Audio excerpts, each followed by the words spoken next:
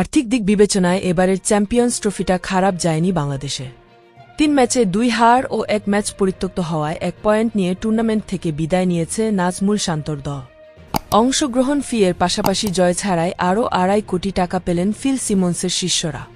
ICC ঘোষিত prize money অনুযায়ী সপ্তম ও অষ্টম দল প্রাইজ মানি পাবে $1,40,000, প্রায় $1,69,15,401 টাকা করে।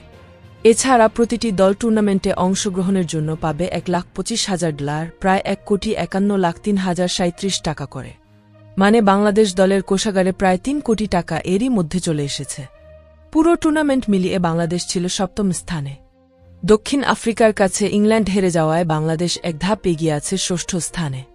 এখন প্রাইজ মানি হিসেবে বাংলাদেশ পাবে $4,22,88,000 টাকা, অর্থাৎ আগের চেয়ে প্রায় $3 কোটি টাকা বেশি পাবে বাংলাদেশ, যা সপ্তম বা অষ্টম স্থান অর্জনের চেয়ে প্রায় $3 কোটি টাকা বেশি। উল্লেখ্য, চ্যাম্পিয়ন্স ট্রফিতে আর্থিক পুরস্কার হিসেবে চ্যাম্পিয়ন দল পাবে $22,40,000, রানার্স আপদের মিলবে $11,20,000। সেমিফাইনাল থেকে বিদায় নেওয়া 2 দলের পকেটে যাবে $5,60,000 করে। সব মিলিয়ে অন্য যেকোনো আসরের চেয়ে এবার মোটা অঙ্কের আর্থিক পুরস্কার দিচ্ছে আইসিসি। প্রিয় দর্শক, ভিডিওটি ভালো লাগলে লাইক, শেয়ার ও চ্যানেলটি সাবস্ক্রাইব করুন। ধন্যবাদ।